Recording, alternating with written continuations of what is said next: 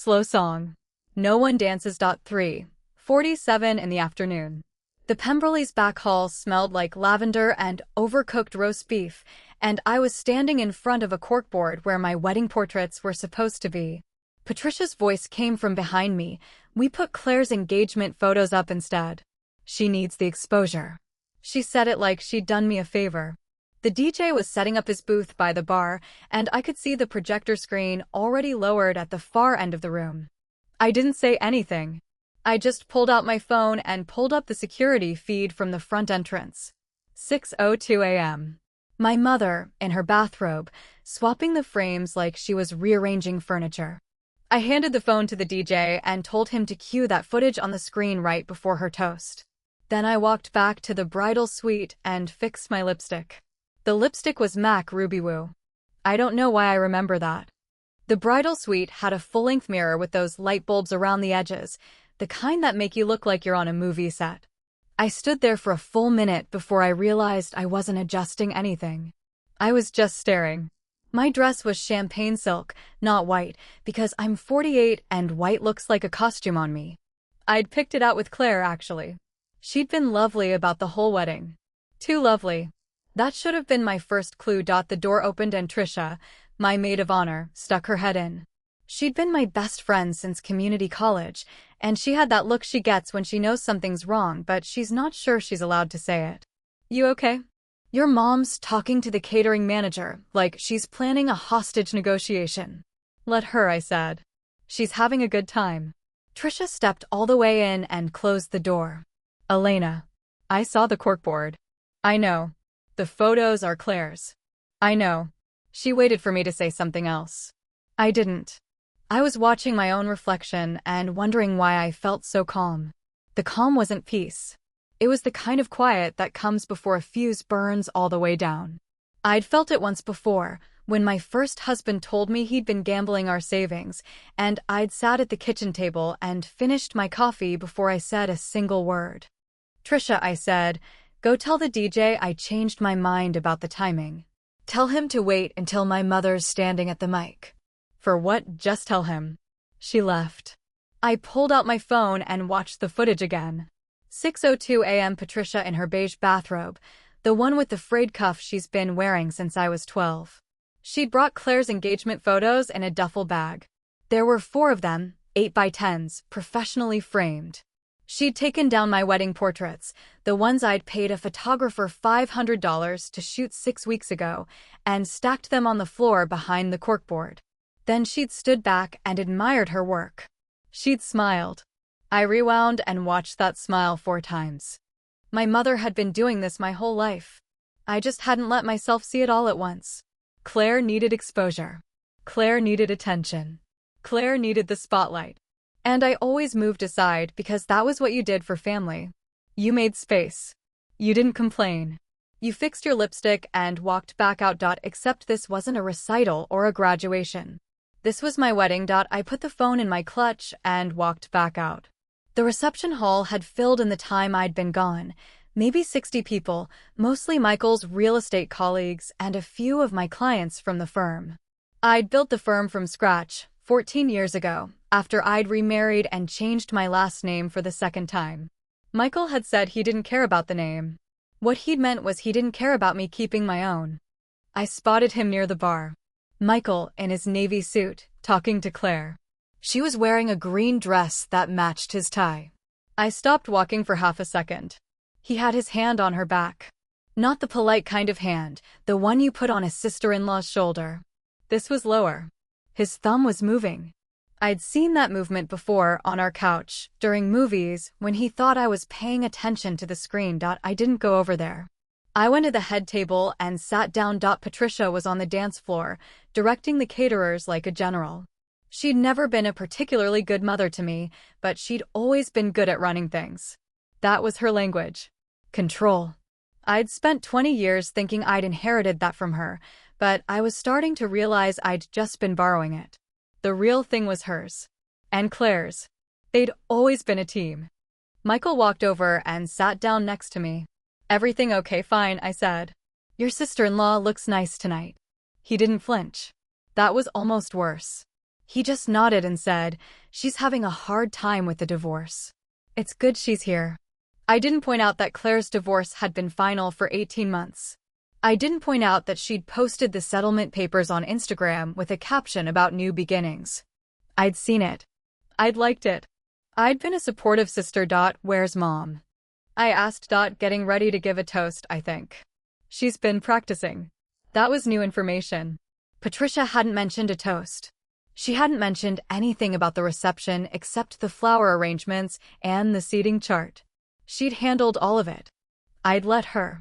Because she needed to feel useful, and I was 48 and had already done this once, and it was easier to let her take over than to fight. I reached under the table and found my phone. I texted Trisha. Now, she didn't respond, but I saw her move across the room toward the DJ's booth. The music changed. A slow song came on, something with a saxophone and a heavy beat, the kind that was supposed to get couples on the dance floor. Nobody moved.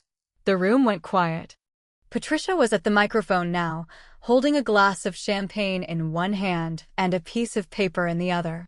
She tapped the mic. It squealed. "Good evening, everyone. I'm Patricia, Elena's mother." Behind her, the projector screen flickered to life. I watched my mother's face as the footage started playing. The bathrobe. The duffel bag. The framed photos. The smile. It took the room a few seconds to register what they were seeing. Someone laughed, an awkward, nervous laugh. Patricia turned around, and the glass in her hand tipped. Champagne spilled down her dress. The footage kept going. 6:03 a.m. My mother, straightening Claire's engagement photos on the corkboard. 6:04 a.m. My mother, stacking my wedding portraits on the floor. Patricia looked at me. Her mouth opened. I didn't say anything. I just sat there with my hands folded on the tablecloth, watching her watch herself. Michael's hand was on my arm.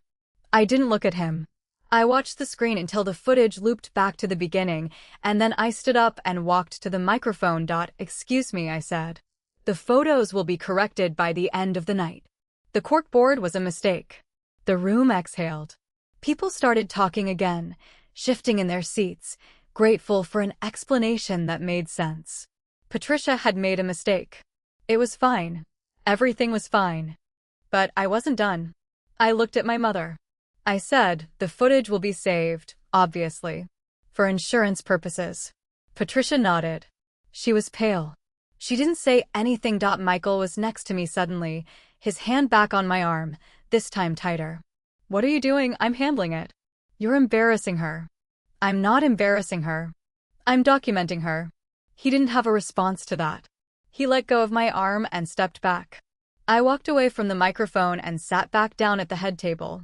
The DJ, to his credit, started playing the slow song again. No one danced. Claire was at the bar, not looking at anyone. Patricia had disappeared. The caterers kept serving dinner. Trisha sat down beside me. "Elena, that was insane." "No," I said. "That was the first honest thing that's happened all night. The rest of the reception was a blur." I smiled. I thanked people for coming. I posed for photos with Michael, with Patricia, with Claire, all three of them frozen in positions of artificial peace. I was the only one who looked real. I'd seen myself in the playback later, in the photos my friend Leslie took with her phone. I looked tired. I looked older than 48. I looked like someone who'd finally admitted the truth. Michael drove us home. We lived in a 4-bedroom house in a development that had been built in the early 2000s, the kind of place where every yard looked the same and everyone waved when you drove past. I'd bought it with him in a haze of excitement before I understood that he saw it as an investment and I saw it as a home. He didn't say anything on the drive. Neither did I. I was running the footage through my head again. 6:02 a.m. The bathrobe. The smile. But I was also running something else. Michael's hand on Claire's back. The way he hadn't flinched. The way he'd said she was having a hard time with the divorce, as if I hadn't known the timeline. When we got inside, Michael went straight to the kitchen and opened a beer. I stood in the living room, still in my champagne dress, and I didn't move. I was waiting for him to say something. Anything. He didn't. "I'm going to change," I said. He nodded. I went upstairs and took off the dress. I hung it in the closet next to the suits I'd bought him over the years. The ones he complained were too expensive but wore to every closing he cared about. I put on a pair of jeans and a t-shirt and went back downstairs. Michael was on the couch. The TV was on, some game I didn't recognize. He was looking at the screen like he'd always been looking at it. Michael, I said. He looked at me. Who bought Claire's engagement photos? He blinked. What are the frames? The photos. Who paid for them? Her, I assume. Or your mother. Did you help? He didn't answer right away. That was the first crack. A beat too long. A flicker across his face that he couldn't quite control. I'd learned to read him over 12 years. I'd taught myself not to read him too closely. That was my part of the bargain. I gave him privacy, he gave me stability. Except the stability had been hollow. I might have paid for one of them, he said. The big one. For her birthday. Her birthday was in March. She's family, Elena. I don't know why you're interrogating me about this. I'm not interrogating you. I'm asking. I sat down on the arm of the couch. I wasn't close to him. I made sure of that. The corkboard was my mother's doing. I'm not angry at her. She's predictable. She's done worse things. But you, I paused. You were very interested in Claire tonight. She's your sister. She's my younger sister. The one who needs exposure. He finally looked away from the game. Elena, we just got married. Why are you doing this? I'm doing this because I saw you touch her back. He didn't deny it. He just put his beer down and leaned forward, rubbing his hands on his knees the way he did when he was about to tell a difficult client something they didn't want to hear. She needed support. She's been going through it with the divorce, and I was just being friendly. Friendly with your thumb, he didn't answer. I stood up. I'm going to bed. You can sleep on the couch tonight. He called after me. I didn't stop. I went upstairs and closed the bedroom door and sat on the edge of the bed. My phone was still in my clutch. I pulled it out and opened the security footage again. 6:02 a.m. The smile. The bathrobe. The way my mother's hands moved over Claire's frames like they were precious. I watched it on a loop for 45 minutes. And then I opened Michael's laptop, which was sitting on the dresser where he'd left it. The screen was still lit. He'd been checking his email before the wedding, and he'd forgotten to close the browser. The email chain was the third one down. I didn't open it immediately. I sat there, staring at the subject line, and I felt the calm slip back over me. That was the feeling. The calm before the fuse. The subject line read, Friday. I clicked it open. The first email was from Michael, sent 3 weeks ago. * Friday still works. Same place. Let me know if you need me to pick up anything. * The response was from an address I didn't recognize, some Gmail account with a string of numbers. * I'll be there. Don't be late this time. * No signature. No name.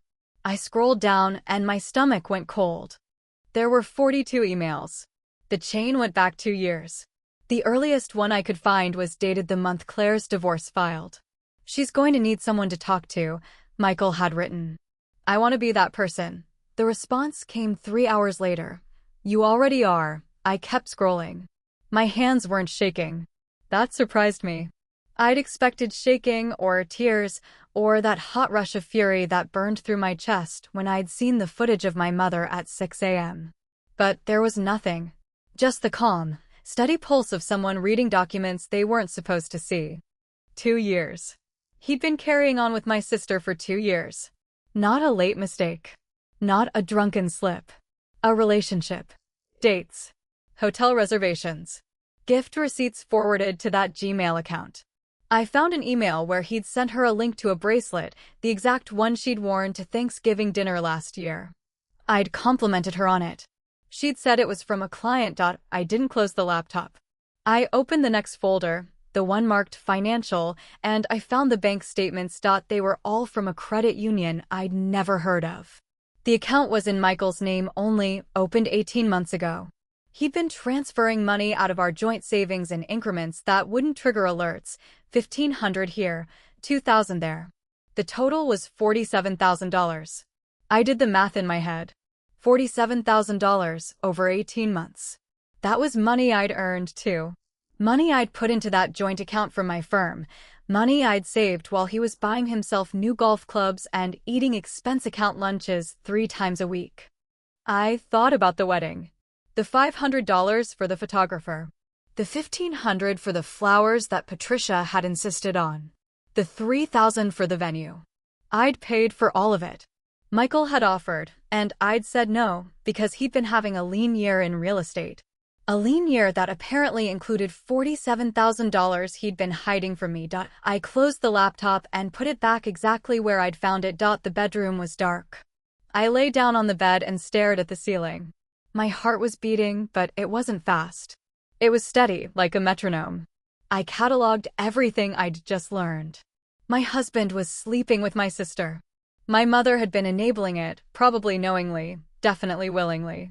My sister had been looking me in the eye for 2 years and saying nothing.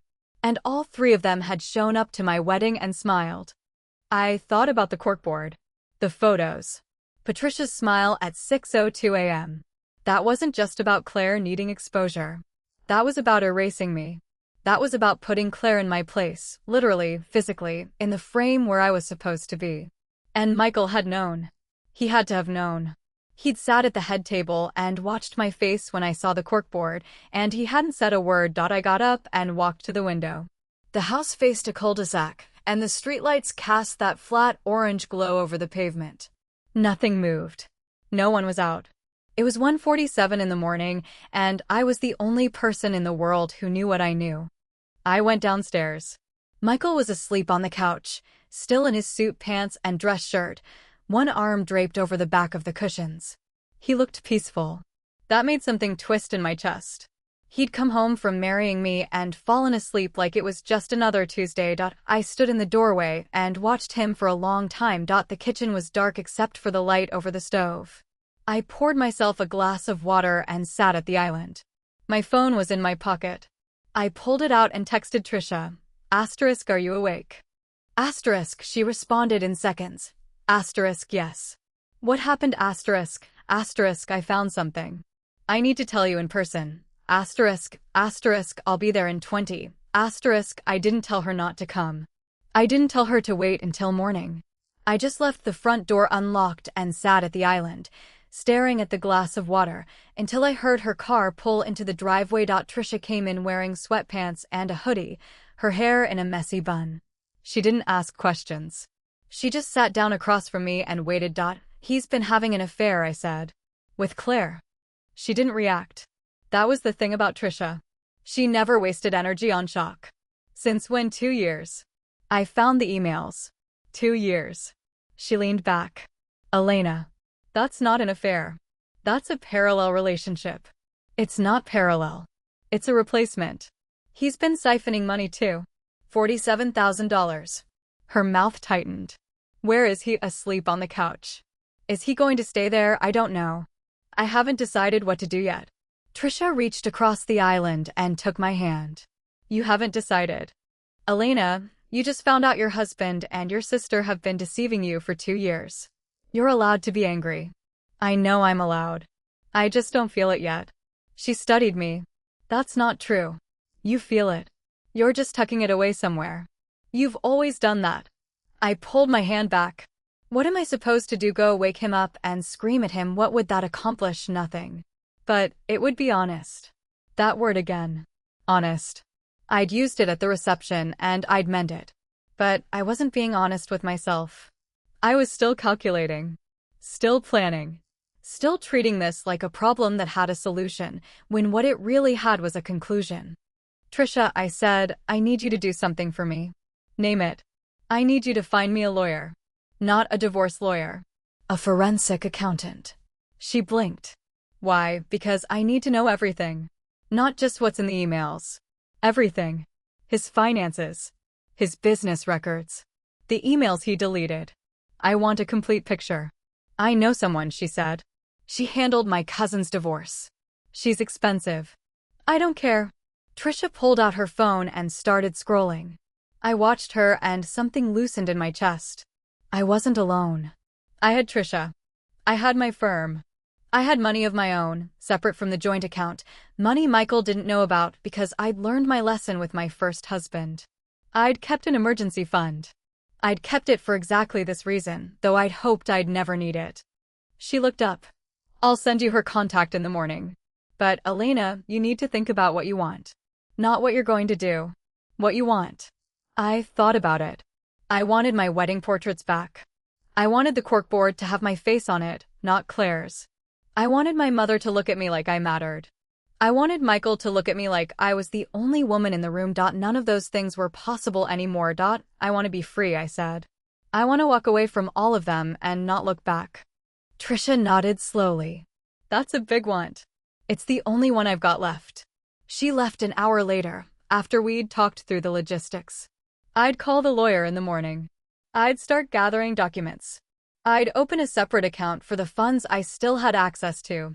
I'd play the game, but on my terms. I went back upstairs and stood in the bedroom doorway. Michael was still asleep. I walked over to his laptop and opened it again. The email chain was still open. I scrolled to the oldest message I could find. 2 years ago. 3 months after Claire's divorce filed. Michael had written, I know this is complicated. But I've been watching you for a long time. I think you know that, Claire's response, I've been watching you, too. I read that exchange 3 times. Then I closed the laptop, took it to the guest room, and locked it in the closet. He'd signed the first one, yours, M. I didn't sleep. I lay in the bed with the lights off and listened to the house settle around me. The refrigerator hummed. The pipes groaned. Somewhere outside, a dog barked once and stopped. I kept running the numbers in my head. $47,000. That was his half of the down payment we'd made on this house. His half of the savings we'd built from his commission checks and my quarterly profits. He'd taken it back, piece by piece, while I was planning the wedding. At 5 o'clock I got up, showered, and dressed for the office. I took the laptop out of the guest room closet and packed it into my briefcase. Michael was still on the couch, the same position, like he hadn't moved in 6 hours. I stood over him and watched his face. Mid-50s, good bone structure, the kind of man who aged into his features instead of away from them. I'd thought he was handsome when I met him. I still thought he was handsome. But handsome wasn't a reason to stay. I drove to my office. The firm was in a converted strip mall on the edge of town, a few rooms I'd leased after I'd outgrown the dining room table. My assistant, Maya, was already there, unlocking the front door. Elena. You're early. Couldn't sleep. She gave me a look. Maya was 27 and had worked for me for 3 years, and she'd learned that when I said I couldn't sleep, it meant something was wrong. But she didn't push. That was why I'd hired her. I went into my office and closed the door. I opened the laptop and started downloading everything. Emails. Bank statements. Credit reports.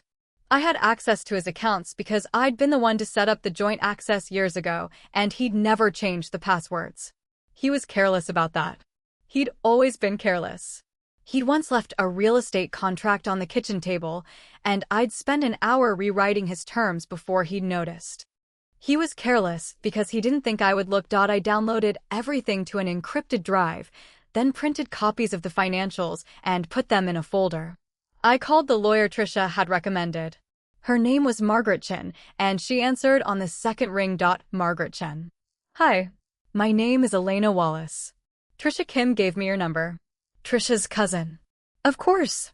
What can I do for you? I need a forensic accountant, and I need to start separation proceedings. There was a pause. Separation or divorce? Eventually divorce. Right now I need to freeze assets and understand the scope of the financial situation. What's the husband's name? Michael Wallace. Commercial real estate. We've been married 12 years. Any children? No. Any prenuptial agreement? No. She paused again. I'm going to be direct with you, Elena. If you want to freeze assets, we need to file a petition. That means you'll have to disclose what you know and why you're doing it. Are you prepared to go on the record? I looked at the folder on my desk. The emails. The bank statements. The $47,000. Yes. Then I'll send you the paperwork. We'll need to get you in here as soon as possible. I have a forensic accountant I work with. She's good and she's fast. Send me everything. The call ended. I sat in my chair and stared at the calendar on my wall. It was the same calendar my mother had bought me last Christmas, a landscape photo for every month. August was a shot of a lake in the mountains. I'd never been to that lake. I'd never wanted to go. It was just a picture. Maya knocked. Do you want coffee? Please. She brought me a cup and set it on the desk. Elena, you look like you've been crying, but you didn't actually cry. I took the coffee. I'm processing. It's not processing when your face goes blank. It's compartmentalizing. I didn't answer her. I didn't know how to explain that I wasn't compartmentalizing. I was waiting. I was keeping the emotion in a holding pattern until I could afford to feel it. Right now I needed to be functional. Right now I needed to move money and sign papers and lock down accounts. The morning passed in a blur of emails and phone calls. I contacted my bank and transferred the emergency fund into a solo account. I called the credit card companies and had them issue new cards with only my name on them. I changed the passwords on every account I could think of. At noon, my phone rang. Michael. I let it go to voicemail. He called again at 12:15. I didn't answer. At 12:30, he texted, "Where are you? I woke up and you were gone." I typed and deleted 3 responses before I settled on * at the office. I'll be home tonight, *. He didn't respond to that. I could picture him in the kitchen, reading the text and frowning. He didn't know what was happening. He didn't know I'd seen the emails. He thought I was still the woman who went to work and came home and made dinner and let him watch the game in peace. He had no idea what I'd seen in that laptop. I worked until 6 o'clock. When I got home, Michael was in the kitchen, and there was a takeout container on the counter. "I got Thai," he said. "I figured you wouldn't want to cook." "Thanks." He was watching me carefully. I could feel his eyes on my back as I put my briefcase down and hung my coat in the hall closet. I walked to the kitchen and opened the container. Pad Thai. It smelled good. I sat at the island and ate, and he sat across from me. "Elena," he said. "About last night." "What about it?" "The footage." "Your mother." "I know you were upset." "I wasn't upset. I was documenting." He leaned forward. "You projected security footage of your mother onto a screen at our wedding reception. Everyone saw it." "I know. I was there." "Why didn't you just talk to her privately?" I looked up from the pad thai. "You mean why didn't I handle it quietly? The way I handle everything, the way I handled your parents' comments about my age, the way I handled your ex-wife calling the house for 2 years, the way I handled." I stopped myself. "I'm not handling anything quietly anymore." "Elena, I found something, Michael." He went still. I took a bite of the pad thai. Chewed. Swallowed. Then I said, "I found the emails." His face didn't change. That was the thing I'd always admired about him, the way he could keep his expression steady in any negotiation. It was a skill. It was also a lie. He was good at lying because he looked like a man who had nothing to hide. "What emails?" "The ones you sent to my sister." "I don't know what you're talking about." "Michael." He didn't answer. He just sat there, perfectly still, like a deer in a pair of headlights that hadn't decided whether to run. "Don't do this," I said. "Don't make me tell you what I found. That would be worse. For both of us." He rubbed his hands on his knees. The gesture. The client negotiation gesture. He was about to say something he'd rehearsed. "It's not what you think. 2 years. 42 emails. Hotel reservations. Gift receipts. And $47,000 from our joint account. So tell me, Michael. What do I think?" He stood up. "Claire is going through a hard time. Claire has been going through a hard time for 2 years. Did she break both legs? Is she in a coma? No. Then what is it? What do you call what you've been doing?" He didn't answer. He walked to the window and stood there with his back to me. I watched his shoulders rise and fall. He was breathing fast. That was good. He should be breathing fast. "The money," I said. "That's the part one can't get past. The affair is one thing. It's horrible, and it's a betrayal, and you're a terrible person for doing it with my sister. But the money, that was ours. That was our future. You took our future, and you put it into a separate account while I was picking out table runners for a wedding that meant nothing to you." He turned around. The wedding meant something. It meant something to my mother. It meant something to Claire. It didn't mean anything to you, or you wouldn't have been able to look me in the face for 2 years while you were arranging hotel rooms with her. He opened his mouth, closed it, opened it again. "I made mistakes." Mistakes. Plural. That's a good word for it. "Elena, I'm sorry." I put my fork down. No. No, I don't want you to be sorry. I want you to be gone. He stared at me. I have a folder, I said. It contains the emails, the bank statements, the credit union account. I've already met with a lawyer. I've frozen your access to the joint accounts. I'm filing for separation on Monday. Monday is in 2 days. I know. You're doing this without talking to me. I'm doing this without pretending it's a conversation. He walked back to the table and sat down. He looked older than he had in the morning. That made me feel something. Not pity. Maybe satisfaction. So what happens now? Now we separate. We go through the process. We sell the house. We divide the assets. And you stop contacting my sister. He didn't say anything to that. Michael, I said, I'm going to tell you what's going to happen next. You're going to pack a bag and go stay with your brother. You're not going to call Claire. You're not going to call my mother. You're not going to call me. You're going to let the lawyers handle it. What if I don't want that? I stood up. You don't get to want things anymore. You did what you wanted for 2 years. Now it's my turn. Enough is enough.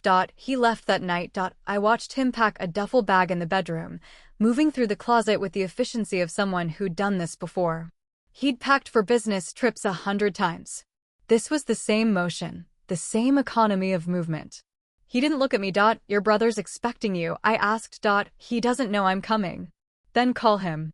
He zipped the bag and slung it over his shoulder. Elena. Michael. Can we talk about this without the lawyers just once? I folded my arms. We're talking now. Go ahead. He stood in the middle of the bedroom with his bag and his expensive shoes and his carefully groomed hair, and he looked like a man who'd just realized the negotiation was already over. I never meant to hurt you. That's not true. You meant to hurt me, or you wouldn't have hidden it. You just didn't want to face the consequences. I was confused. I was confused for 2 years. You were confused for 2 years. I was unhappy. I laughed. I didn't mean to. It came out sharp and short, a bark. You were unhappy. So you had an affair with my sister. That's your defense. It's not a defense. It's an explanation. An explanation is something I ask for. This is you trying to make yourself feel better. And I don't care about making you feel better. He tried to say something else. I held up my hand. The door is behind you. He left. I heard his car start in the driveway, and then the sound of it pulling away. I stood in the bedroom and looked at the closet he'd left half empty. His suits were gone. His good shoes were gone. He'd left the cheap ones, the golf clothes, the mismatched ties I'd bought him for Christmas. He'd taken the things that mattered to him and left the rest. Good. That was good. I didn't want his things. I went downstairs and sat in the living room. The house was quiet. It had always been quiet, even when we were both in it. We'd been a quiet couple. We didn't fight. We didn't raise our voices. We'd been the kind of people who drifted through each other's space without leaving marks. I called Trisha. He's gone. He left, I told him to. Where's he going? His brother's. I don't know. I don't care. Elena. How do you feel? I sat back on the couch. The cushions still smelled like Michael's cologne, something expensive and woody that he'd worn since I met him. I feel like I'm waiting for something to hit me. I keep thinking I'll wake up tomorrow and I'll be devastated. But right now I just feel empty. Not sad. Empty. That's grief, she said. It doesn't come in a straight line. I know. I've done this before. You've done this before. But you didn't have my sister involved before. No, I said. No, that part is new. We talked for another hour. She offered to come over. I told her not to. I needed to be alone in the house, just once, to see if it felt like mine or like a place I'd been borrowing. I walked through every room after I hung up. The kitchen where we'd eaten breakfast together for 12 years. The dining room where we'd hosted dinner parties I'd planned and he'd attended. The living room where he'd watched games and I'd read books. It all looked the same. It all felt different. At 10 o'clock, my phone buzzed.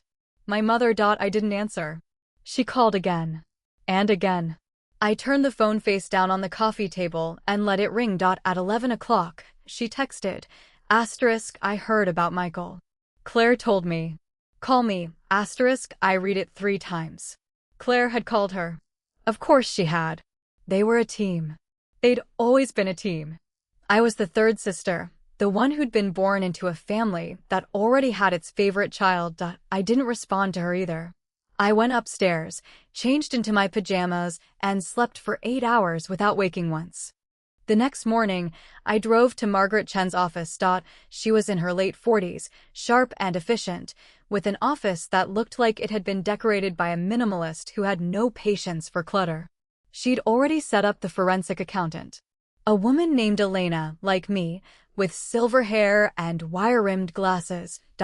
We've done a preliminary review of the financials you provided, Margaret said. The credit union account is definitely Michael's.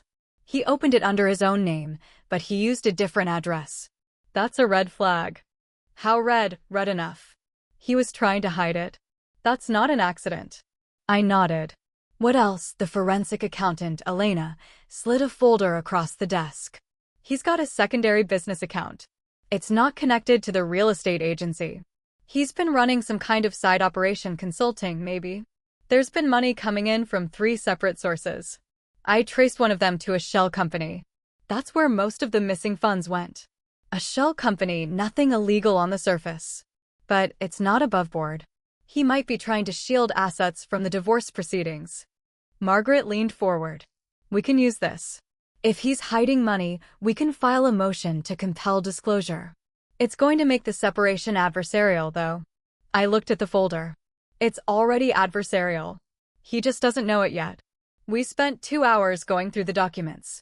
The forensic accountant had created a spreadsheet that tracked every transfer, every withdrawal, every unexplained deposit. By the time I left, I had a clearer picture of my husband's finances than he probably had himself. He'd been careful, but he'd also been careless. He'd used the same password for everything. He'd sent emails to Claire from his work account. He'd kept receipts in his desk drawer. He'd assumed I wouldn't look. That was his mistake. I went back to the office and worked through the afternoon. Maya kept glancing at me, but I didn't tell her what was happening. I'd told Trisha. I'd told Margaret. That was enough. I wasn't ready to make it public. Not yet. At 5 o'clock, my phone rang again. Claire. I stared at her name on the screen for a full 10 seconds before I answered. Elena. Her voice was shaky. I need to talk to you. You need to talk to me. That's a good start. I know you're angry. I'm not angry. I'm disgusted. She went quiet. I could hear her breathing, high and fast. She was crying or about to cry. I didn't care. I'm coming over, she said. I'm going to explain everything. I don't want you to come over. I don't want you to explain. I want you to stay away from my husband. He's not your husband. Not anymore. Don't, I said. Don't say that to me. I'm sorry. I'm so sorry. It just happened. It didn't just happen. It happened for 2 years. That's not an accident. That's a choice. And you made it over and over again. She was crying now. I could hear the wet sounds of it, the catch in her throat. Mom always said you were the strong one. And she was right. Elena, please. I know I messed up. But I need you to listen. I pressed my palm against my forehead. Claire, let me tell you what I've done in the last 48 hours. I've hired a lawyer. I've frozen the joint accounts. I've transferred my emergency fund to a separate account. I've changed every password I own. I've started the process of selling the house. And I have a folder full of evidence that I'm going to use to make sure I get what I'm owed. She didn't say anything. I'm not doing this to be cruel. I'm doing this to be done. With you. With Michael. With Mom. I'm done being the person who makes space for everyone else. Elena, don't come over. Don't call. Don't send texts. If you need to communicate with me, you can do it through Margaret Chen. She's my lawyer. I'll give you her number. I hung up. She tried to call back. I didn't answer. She sent a text. Asterisk, I'm sorry. I'm so sorry. I never meant to hurt you. Asterisk, she was sorry.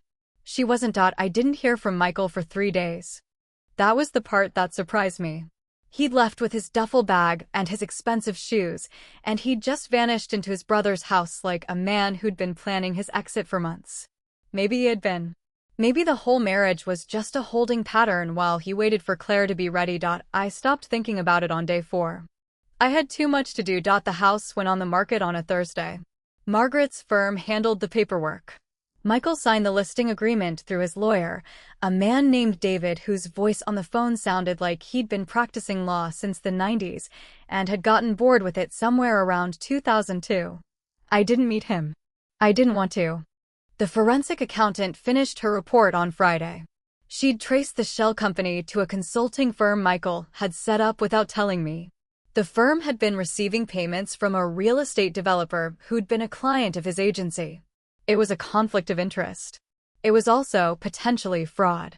The report was 32 pages. I read it twice. Margaret called me on Saturday morning. We have a decision to make. About the fraud, about whether we report it to the state licensing board. If we do, he could lose his license. If we don't, we can use it as leverage in the settlement. Leverage for what? For everything. The house, the retirement accounts, his share of the firm's value. We can get you 70% of the marital assets if we play this right. I sat in my kitchen and looked out the window at the empty street. It was autumn now. The leaves had started to change, and the whole neighborhood looked like it was on fire. I'd lived in this house for 12 years. I'd planted the hydrangeas in the front yard.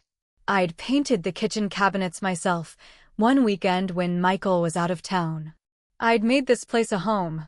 You know what? I said. Let me think about it. Think about whether I want to destroy him or just leave him behind. Margaret paused. That's a significant difference. I know. I'll call you on Monday. I hung up and went outside. The air was cold and clean. I walked to the end of the driveway and looked at the house from the street. It was a good house. It had good bones. Someone else would buy it and paint the kitchen cabinets a different color and plant different flowers in the front yard, and they wouldn't know anything about the woman who'd stood in the bedroom and watched her husband pack a duffel bag. I didn't want to destroy Michael. I wanted to be free of him. Those were two different things, and I needed to figure out which one mattered more. Sunday afternoon, Trisha came over with wine and takeout. We sat in the living room with the boxes of documents spread out on the coffee table, and I told her what Margaret had said. He could lose his license, she said. That's not nothing. It's not nothing. But it's also not what I want. What do you want? I picked up a glass of wine and held it without drinking. I want to walk out of this with my money, my firm, and my dignity. I don't want to spend the next year in court fighting about something that doesn't matter. He's going to be miserable with or without his license. That's not my problem. So you're going to let him off easy. I'm going to let myself off easy. The affair was his choice. The money was his choice. But what I do next, that's my choice. And I'm choosing not to spend any more energy on him than I have to. Trisha was quiet for a long time. Then she said, Elena, you're handling this better than anyone I've ever met. I'm not handling it. I'm surviving it. There's a difference. What's the difference? Handling it means you're in control. Surviving it means you're just getting through it until it's over. She reached over and squeezed my hand. Then let's get through it. The next morning, I called Margaret. Let's pursue the settlement. Don't report him to the licensing board. Are you sure? I'm sure. I want to be done. All right. I'll draft the settlement offer. We'll ask for 72% of the marital assets, including the house and the retirement accounts. He can keep the shell company. We won't mention it in the filing. Good. I spent the rest of the week working. I'd always been able to lose myself in numbers. There was something clean about them. No emotions. No lies. Just columns and totals and the satisfying clack of a calculator. My firm handled small businesses, the kind of clients who didn't have in-house accountants and needed someone who could explain their taxes in plain English. I was good at it. I'd always been good at it. Maya asked if I was okay. I said I was fine. She didn't believe me, but she didn't push. Friday afternoon, Michael's lawyer filed a response. He wanted to contest the settlement. He claimed the shell company was a legitimate business venture and the assets were separate property. Margaret called me with the news, and I felt a familiar stillness settle over me. That calm again. The one that showed up when I was about to fight. He's going to make this hard, she said. Then make it hard. I have the report. I have the emails. I have everything. He's going to try to drag this out. That's what people do when they know they're going to lose. I know. Let him drag it out. He's going to lose anyway. The next week was a blur of phone calls and document exchanges. Michael's lawyer kept asking for extensions. My lawyer kept granting them. I knew what he was doing. He was stalling, trying to wear me down. He thought I'd get tired and settle for less. He didn't know me. I went to the office every morning. I worked until 7. I came home and ate dinner alone and watched TV in the quiet house. I didn't call anyone. I didn't text anyone. I just existed in the space between what had been and what was going to be. Mid-September, I got a call from an unknown number. I almost didn't answer. Elena. It was my mother. Mom. I need to see you. I don't think that's a good idea. I don't care what you think. I need to see you. In person. I leaned against my kitchen counter and looked at the ceiling. Fine. Tonight. 6 o'clock. My house. Your house, Michael. Michael doesn't live here anymore. She didn't respond to that. She just said, I'll be there, and hung up. She arrived at 6 o'clock on the dot, the way she always did. Patricia was punctual. It was the one thing she taught me that I actually appreciated.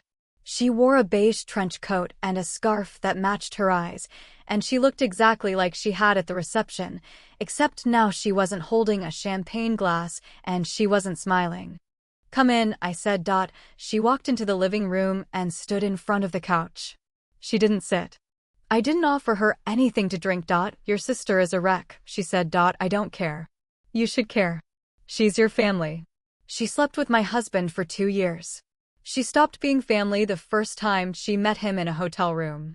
Patricia's face tightened. You don't know that it happened the way you think. Mom. I have the emails. I have the bank records. I have everything. You don't get to rewrite this for me. She was quiet for a moment. Then she said, Claire was always sensitive. She needed more attention. You know that. I know you always gave it to her. That's not the same thing. Elena, let me ask you something. Did you know about the affair when you switched the photos on the corkboard? Did you know what was happening? Patricia's hand went to her collar. A nervous gesture. She did it when she was about to lie. I just wanted Claire to feel included. She was going through a hard time. That's not an answer. It's the only answer I have. I sat down on the couch. Mom, I need you to understand something. I'm not angry at you. Not about the photos, not about anything. I'm just done. I'm done being the daughter who doesn't need anything. I'm done being the sister who makes space. I'm done being the wife who doesn't ask questions. I'm done. Patricia finally sat down. She looked smaller than I remembered. Softer. More fragile. What does that mean? It means I'm moving on. From all of you. I'm going to live my life and you're going to live yours. If you want to see me again, you're going to have to earn it. Earn it, yes. Earn it. Start by admitting what you did. And start by telling me the truth about Michael. She was silent. Mom. Did you know? The silence stretched. I watched her face, the tiny muscle twitch in her jaw. She'd never been able to lie to me under pressure. She could lie to everyone else, but not to me. I suspected, she said finally. I didn't know for sure. When before the wedding. A few months before. Claire was acting strange. She was always on her phone. She kept asking about your schedule. And you didn't tell me. I didn't want to believe it. I closed my eyes. You knew. You knew, and you didn't tell me.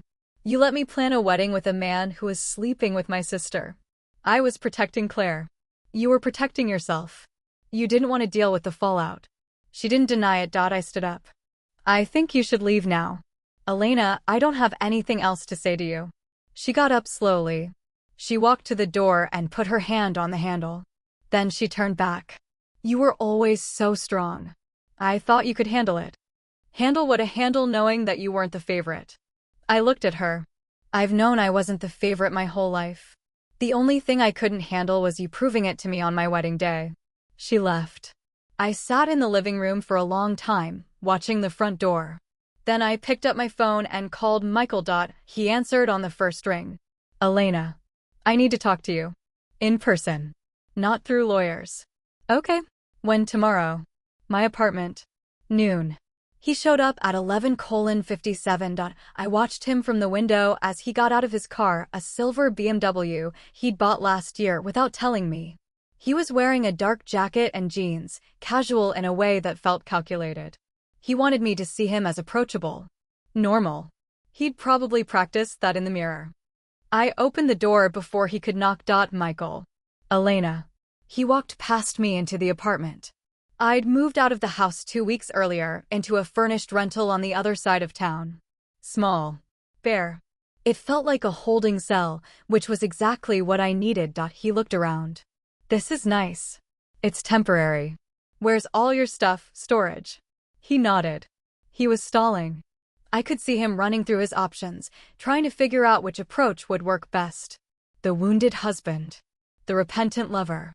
The reasonable negotiator. I'd seen all 3 faces over the years. I knew them by heart. Michael, I said. I told you I wanted to talk. But first I'm going to tell you what I'm not interested in. I'm not interested in your excuses. I'm not interested in your regrets. I'm not interested in how confused or unhappy or misunderstood you were. He opened his mouth. I held up my hand. I'm going to tell you what I am interested in. I'm interested in the settlement. I'm interested in selling the house. I'm interested in dividing our assets in a way that doesn't drag this out for another 6 months. That's it. Elena, did you hear me? He closed his mouth. Good, I said. Now sit down. He sat on the couch. I sat across from him in a chair I'd bought at a thrift store for $30. It was ugly and uncomfortable, and I'd chosen it because I knew he wouldn't want to stay long. Your lawyer filed a response, I said. You're contesting the settlement. I want to know why. Because I think 72% is unfair. Unfair how you took $47,000 from our joint account. That's unfair. You had a 2-year affair with my sister. That's unfair. You hid assets from me for 18 months. That's unfair. Me asking for a fair division of what's left, that's not unfair. That's justice. He leaned forward. I didn't take the money. I moved it. There's a difference. There's no difference. It was our money. You moved it without my knowledge. That's taking. That money was from my commissions. I earned it. Michael. I've been paying into that account for 12 years. I've been working full-time for 14 years. We've been a 2-income household since the day we got married. That money wasn't yours. It was ours. You stole from us. He looked away. I watched his jaw tighten. He wasn't used to being called out like this. He was used to being the one who did the calling out. Okay, he said finally. Okay. I made a mistake. You've made a lot of mistakes. I know that. I leaned back in my chair. Then why are you fighting this? Why are you dragging it out? Because I don't want to lose everything. You're not losing everything. You're losing me. That's different. He looked at me then, and for a second I saw something real in his face. Not the actor. Not the negotiator. Just a man who'd made a series of terrible choices and was finally realizing he couldn't talk his way out of them. Elena, he said. I know you're angry. I know you have every right to be angry. But I need you to understand something. I was never unhappy with you. That's not what this was about. What was it about? He rubbed his hands on his knees. The gesture. The one he always used when he was about to say something he didn't want to say. It was about her. She needed me. She's always needed me. She makes me feel needed. Yes, Claire makes you feel needed. I make you feel equal. And you didn't want equal. You wanted someone who would look up to you. He didn't answer. That was the thing about the truth. Once it was out there, you couldn't put it back. I stood up and walked to the window. The street below was empty. It was a Sunday and everyone was inside. I've spent 12 years building a life with you. 12 years of thinking we were partners. And all along, you wanted something else. You wanted someone smaller. Someone more vulnerable. Someone who would depend on you the way I never did. I didn't know that's what I wanted until I met her. Bull. You knew. You just didn't want to admit it to yourself. He didn't deny it. Michael, I said, still facing the window. I'm going to ask you something, and I need you to tell me the truth. Did you ever love me, or was I just the person you settled for because I was more convenient? I loved you. That's not what I asked. I loved you, Elena. Not the way I loved her, but I loved you. I turned around. That's the saddest thing you've ever said to me. He looked like I'd slapped him. The settlement, I said. Are you going to contest it? No. Then the terms stay as they are. 72%. Elena, 72%. And I'll sign a non-disclosure agreement about the shell company. I won't report it to the licensing board. You can keep it. But the money goes back into the marital assets, and we divide the rest. He stared at me. That's not what I was hoping for. I'm not here to give you hope. I'm here to give you an off-ramp. Take it. He was quiet for a long time. Then he said, "You were always the strongest person I knew." I know. That's not a compliment. That's the reason I'm losing you. I walked to the door and opened it. I need you to go now. He didn't argue. He got up slowly, like a man who'd aged 5 years in the last hour. He walked to the door and stood in the frame. "Elena," he said. "If you ever want to talk, I won't." He nodded. He walked down the hall. I heard his footsteps on the stairs, and then the sound of the outside door opening, and then nothing. I stood in the doorway for a long time. Then I closed the door, leaned my forehead against it, and breathed. I was done. I was finally done. That night, I sat in my ugly thrift store chair and looked at my phone. I'd been avoiding Claire's calls for weeks. I'd been avoiding my mother's messages. I'd been avoiding the whole family, like they were a disease I could quarantine. But Claire had sent a text that morning. I'd seen it and left it unread. Now I opened it. Asterisk, please. I know you hate me, but I need to say something to you. Just one thing. Then I'll leave you alone forever. Asterisk, I read it twice. Then I typed back, asterisk, fine. Tomorrow. My office. 4:00, asterisk. She responded in seconds. I'll be there. She was already in the parking lot when I pulled in. I saw her car first, a white Mercedes she'd bought with her divorce settlement, the one she'd posted about on Instagram with a caption about new beginnings.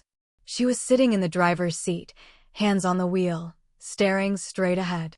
She didn't see me pull in beside her. She was too busy rehearsing. I got out of my car and walked to the office door. Maya had left at 3, so the place was empty. I unlocked the door, turned on the lights, and sat at my desk. Then I waited. It took Claire 4 minutes to come in. I counted. She walked through the door like she was walking into a courtroom. Shoulders back, chin up, the posture of someone who decided to be brave. She was wearing a cream sweater and dark jeans, her hair pulled back in a neat ponytail. She looked exactly like she'd looked at the reception, except now there were shadows under her eyes and her lipstick was smudged. Sit down, I said. She sat in the chair across from my desk. The same chair that clients sat in when I told them they were being audited. I'd chosen this setting deliberately. Thank you for seeing me, she said. I didn't do it for you. I know. She folded her hands in her lap. I'm not going to make excuses, Elena. I'm not going to say it was a mistake or that I didn't know what I was doing. I knew. I knew the whole time. Then why? She looked at her hands. Because he made me feel like I mattered. Like I was important. And I'd never felt that way before. Not with my ex-husband. Not with Mom. Not with anyone. So you decided to take it from me. I didn't decide to take it from you. I didn't stop myself from wanting it. I leaned back in my chair. That's the same thing. No, it's not. Wanting something isn't the same as taking it. I wanted it, and I took it. That's the part I'm responsible for. Good. You're owning it. That's step 1. She looked up. There's nothing else I can do, is there? I can't fix this. I can't make it unhappen. No, you can't. So what do? I studied her. My sister. The one who'd always been the favorite, the one who'd always needed more, the one who'd always taken more. She was sitting in my office with her hands folded and her face pale, and she was asking me for advice. After everything, she was still asking me to be the older sister. You leave me alone, I said. You don't contact me. You don't contact Michael. You get your life together, and you figure out why you needed him so badly that you were willing to destroy your relationship with me. Elena, that's it. That's the only advice I have. You're not going to fix this with me. You're not going to earn back my trust. You're just going to live with the consequences. She nodded slowly. Okay. She didn't get up. She just sat there, staring at her hands. Mom called me after she saw you. She told me what you said to her. Good. She's been a wreck. She keeps asking if I'm okay. I didn't say anything. Elena, Claire said, I know you think I'm the favorite. And maybe I was. But being the favorite wasn't a gift. It was a burden. She needed me to be the one who needed her. And I was always too weak to say no. That doesn't make me feel better. I'm not trying to make you feel better. I'm trying to explain. Explanation isn't absolution. She looked at me then, and for a second I saw something that looked like acceptance. I know. We sat in silence for a long time. The office clock ticked. Somewhere outside, a car horn honked. I thought about all the years I'd spent wanting Claire to see me as an equal, wanting Patricia to see me as worthy, wanting Michael to see me as enough. And now here I was, the one they were all begging for forgiveness, and I didn't want it. I didn't need it. Claire, I said. I want you to leave now. She stood up. She walked to the door and stopped. I don't expect you to forgive me, but I want you to know that I'm going to try to be better. Not for you. For myself. Good. She left. I sat at my desk for a long time after she was gone. The clock ticked. The light outside the window turned from gold to gray. I was alone, and I was fine. The next morning, I went to the gallery. It was a small space downtown, the kind of place that rented itself out for private events and called itself an art collective. Claire had been planning her opening for months. She'd sent me an invitation 3 weeks before the wedding, and I'd RSVP'd yes. I hadn't canceled. I got there at 10 o'clock, an hour before the official opening. The door was unlocked. I walked in. The gallery was empty except for Claire and the caterers. She was standing near the display table, arranging a stack of her promotional materials. She didn't see me at first. She was focused on the table, on the placement of the brochures, on the way the light hit the edges. I walked to the display table and set down the folder. Claire looked up. Elena. I didn't say anything. I opened the folder and slid out the stack of printed stills. The security footage. 6:02 a.m. Patricia's bathrobe. The duffel bag. The framed photos. The smile. And then the later ones. The ones I'd pulled from the reception footage. Claire's face. Michael's hand on her back. The moment before the slow song started. The moment when everyone else was looking at the screen and they were looking at each other. I laid them out on the table. 6 images. A sequence. Claire stared at them. These are for you, I said. I thought you might want them. For exposure. Her face went white. Elena, please. I walked to the door. I didn't turn around. I didn't say another word. I just opened the door and stepped out into the morning light. The door closed behind me. I heard the click of the latch, and I kept walking. I didn't look back.